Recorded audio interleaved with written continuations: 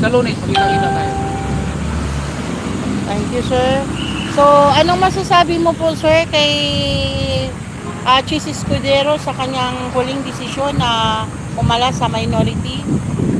Yun, kay Chis, isa rin yun. Alam mo, Senator Chis, yung sambayan ng Pilipino, nakapasuporta sa inyong Brave 13, Senador. So, ang inaasahan ng sambayan ng Pilipino na kayong 13 ay talagang maninindigan bilang isang pinagkakatiwalaan ng mamamayang Pilipino para masiwalat ang mga anomalya na nangyayari na kawan sa ating bansa. Pero kung gusto mong sumunod kay Mix kay Judas na Mix Zubiri na itinakwil ng Mindanao at ng Bukidnon, gawin mo kung ano sa tingin mo na tama, pero sa tingin ng sambayan ng Pilipino, dahil lumipat ka na sa alyansa grupo ni Tuta Soto, wala ka ng karer na babalikan. Ito na yung last mo.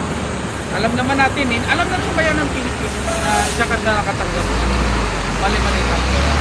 Pero ang inaasahan ka na namin, manindigan ka. Manindigan ka. Wala nang problema ang Pilipino, madali magpatawad.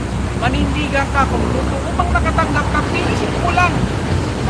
Manindigan ka. Kasi pag dumating ang punto ng paghukom ng sambayan ng Pilipino, mapapatawad ka ng taong bayan. Ibalik mo lang yung pera. Ganun lang kasimple. Ibalik mo yung pera, patutuhanan mo at nagkamali ka sa pagtanggap dahil tao lang, normal yun. Pero yung nagtanggap ka ngayon, umuhudas ka pa sa mamamayang Pilipino, God damn it, pakyo ka. Sabi ko sa'yo, isa ka ring bakla. Sir, anong panawagan mo kay Joel regarding sa usap-usapan ngayon na mag-aakla siya at lilipat sa minority? So, kay Senator Joel naman, Pilihan ito lang lang. po. Alam ko naman na ginagabayan ka ng Panginoon at lumaki ka sa salita ng Panginoon. Nawa ay mangingibabaw yun. Panindigan mo, manindig ka po sa tama. At pag-pray naming mamamayang Pilipino na hindi ka mag-iiba o hindi magbabago ang iyong paninindigan. Kasi yan lamang po. Di bali lang makulong, di bali lang makulong, basta kayo naninindigan. Kaya humahanga kami kay Senator Jinggoy Estrada. Senator Jinggoy, ang iyong sakripisyo ngayon, sakripisyo po yan, ay may katapusan yan. At pagdating yung panahon na yan, taas no at ikakarangal at ipagmamalaki ka ng mamamayang Pilipino sa iyong ginawang panindigan. Tapang at malasakit pagmamahal sa bayan. Alam naman namin na ang ginawa sa inyo ay sa iyo ay isang pagkikipit o sarswela, pakana ng adik na presidente, utang ng Marcos.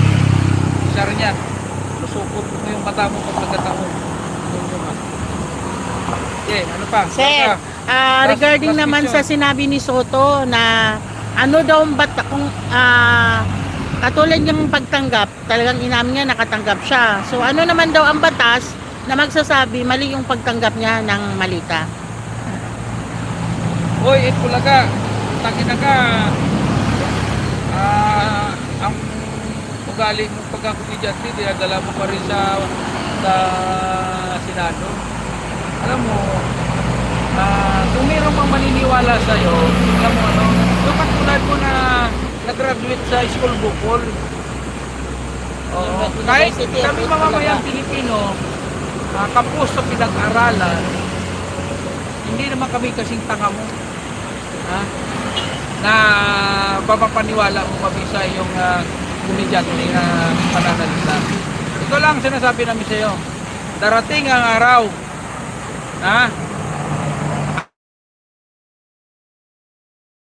ang apelidong Soto, saya Bigo Soto, kaladkad na yan, ikis na yan, Yung lolo niya, ganun din ginawa. Tignan mo, sinasabi ko sa'yo. Yung pagmumukha mo na yan, putang ina. Ay, nako. Yung lolo niya, ganun din ginawa eh. Yung Soto dati. O, isa lang, siyempre. Ang sabi nga, ang mangga, hindi pwedeng magbunga ng, ano yan, bayabas. Mangga talaga. O, dahil sa ginagawa nyo ngayon, exhibition yan eh. Palabas ng Senado. Sige, kulang, larga lang. Lunes. Ha? Kunin yung porsa nyo. At haharapin namin kayo sa Senado. Yun lamang po at maraming salamat. Thank you po, sir. Pakyan. So yun guys, isa sa mga kasama natin na talagang gigil na sa mga pangyayari na mga interview, mga sinasabi ng mga senador na minority, lalo na yung gumawa sila ng another group, 'di ba? Na sila na ang majority na incomplete naman. So tingin ng karamihan ng mga kababayan natin, ng taong bayan, ng mamamayan ng bansa na to, lahat na, no?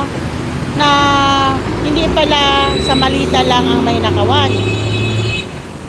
Pati pala posisyon sa Senado, pwede na rin pala nakawin. So, kayo po ba agree sa ganun na ganun na pala ka-easy kunin ang posisyon ng minority? Pwede pala mag-elect kahit puro lang sila minority para maging majority, 'di ba?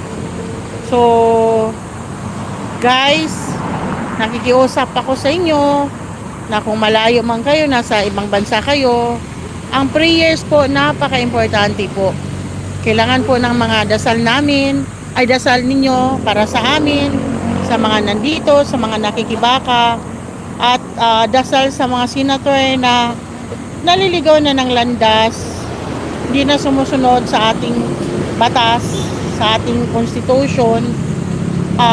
Pagdasal din natin naway magising sila sa katotohanan na ang kanilang ginagawa ay ang pagsira ng bansa natin.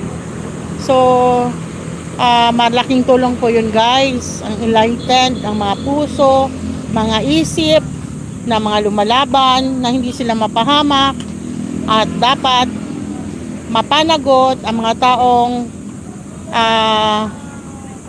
may pananagutan sa ating bansa. Ganon yung natin, ganon yung hiling kong dasal para dito sa bansa natin. At maraming salamat po sa inyo sa patuloy na sumubaybay. Sa mga nag-subscribe po, malaking tulong po yan sa akin bilang small vloggers.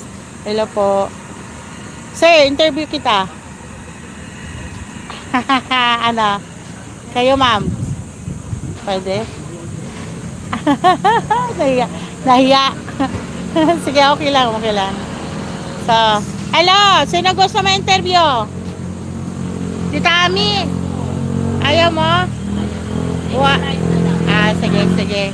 Si Madam. Okay lang. Hindi pa sila handa eh. Wala, nandoon sa canteen. So, yun lang guys. Na rin ako, magpa-lunch na. Patuloy tayo mamaya sa mamayang gabi may vigil rally kami. At mayroon mga nagsasalita para sa bansa. So, patuloy niyo po kami subaybayan at ang kahilingan ko po ay dasal. Yun kasi ang pinaka magandang weapon dito sa nangyayari sa ating bansa. Panalangin po ng mga kapwa natin Pilipino na itong mga naliligaw natin na kapwa Pilipino na gustong isurrender ang kapwa natin Pilipino doon sa bansa na hindi naman dumaan sa due process. Wala naman problema kung talagang ang batas natin dito nagsasabi na pwede siya dalhin, sundin natin batas kasi batas ang pinag-usapan dito eh. Pero yung walang due process, hindi mabigyan ng time, kapakahirap po nun, diba? So may lumabas na number 7 late number, so senator yun, diba? So yun lang guys. Maraming salamat.